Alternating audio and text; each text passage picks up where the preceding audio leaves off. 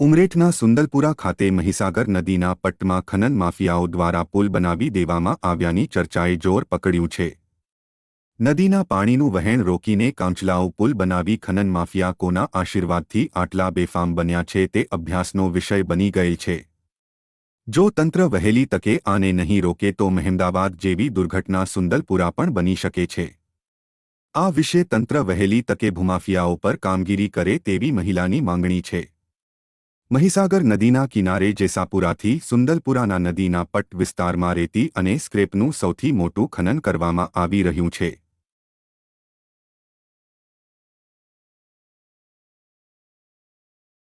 આપનું નામ? શ્વેતા કુંવરબા પરમાર। ક્યાં રહો છો? હું હાલ વડોદરા રહું છું। સુંદલપુરા ખાતે તમારી જમીનમાં માટીકામ થઈ રહ્યું છે, મોટા પાયે કરોડો રૂપિયાનો બિઝનેસ થઈ રહ્યો છે, શું કહેશો તેને લઈને?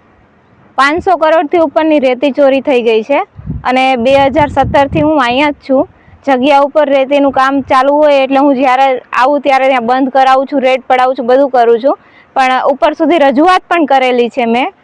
કોઈ જાતની રજૂઆત મારી હજી સુધી સાંભળવામાં આવી નથી। કોઈના ઉપર દંડનીય પ્રોપર કાર્યવાહી કરવામાં નથી આવી અને મારો સર્વે નંબર 1203 850 વીઘાનો જગ્યાનો સર્વે નંબર છે।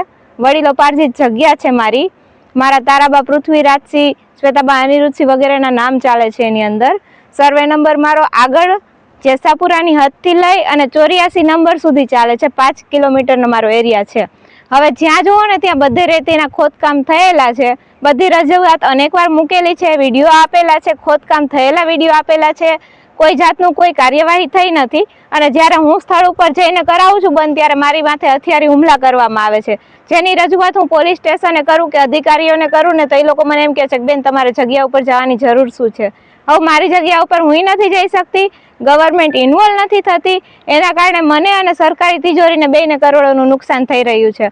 અત્યારે અહીંયા રોડ રસ્તા 2 નંબરમાં બનાવેલા છે આ લોકોએ, બેફામ રસ્તા છે આની અંદર। તમને 10 થી 15 રસ્તા અત્યારે હું હાલમાં બતાડું। મેં એમને 2 મહિનાથી રજૂઆત કરું છું પણ હજી સુધી રજૂઆત ઉપર કાર્યવાહી કરવામાં આવી નથી। જી બેન, અહીંયા મહીસાગર ઉપર પણ એક રોડ બનાવવામાં આવ્યો છે।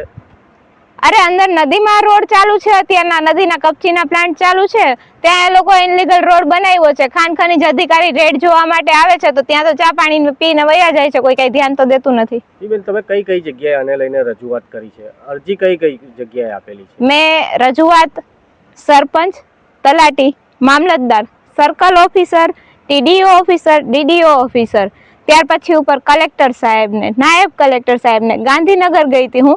ગાંધીનગરમાં ધવલ સાહેબ છે આપણા જે મેઇન અધિકારી, એમણે મેં રજૂઆત કરેલી છે, મુખ્યમંત્રી સાહેબને આપેલી છે।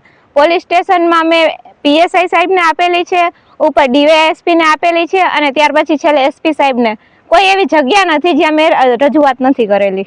બેન, આ જે માટી જે ખોદકામ કરી રહ્યા છે, કોણ કરી રહ્યા છે અને શું નામ છે તેમનું?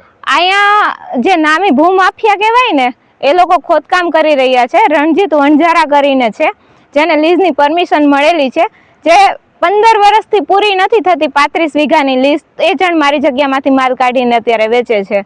એની રજૂઆત મેં ઉપર કરેલી છે પણ કોઈ કાયદાકીય પગલાં લેવામાં નથી આવ્યા।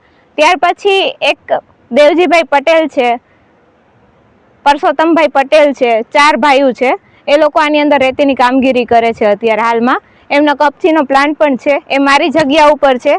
આખો 2 નંબરમાં એમણે પ્લાન્ટ ત્યાં ઊભો કરેલો છે। એની રજૂઆત પણ મેં અધિકારીને કરેલી છે પણ કોઈ ઉપર કાર્યવાહી કરવામાં નથી આવતી કારણ કે એમની પાસે પૈસા વધારે છે। અત્યાર સુધી જો જોવા જઈએ તો કેટલું રેતીનું એ લોકોએ ખનન કર્યું છે તમારી જમીનમાંથી? 500 કરોડથી વધારેનું ખનન છે। જો તમે જગ્યાની માપણી કરશો ને તો એમની માથે દંડ અત્યાર સુધીનો 50 લાખ રૂપિયાનો પણ નથી પડ્યો। રબરોમાં પકડાવેલા છે મેં એમને, એમ છતાં એમની માથે 2-3 લાખ રૂપિયાનો આખો ખાડો જોવો, મેં અહીં આગળ ખાડામાં જ એમને પકડાવેલા હતા, ચાલુ કામમાં મેં પકડાવેલા હતા, એમની માથે દંડ 2 લાખ રૂપિયાનો પડેલો છે।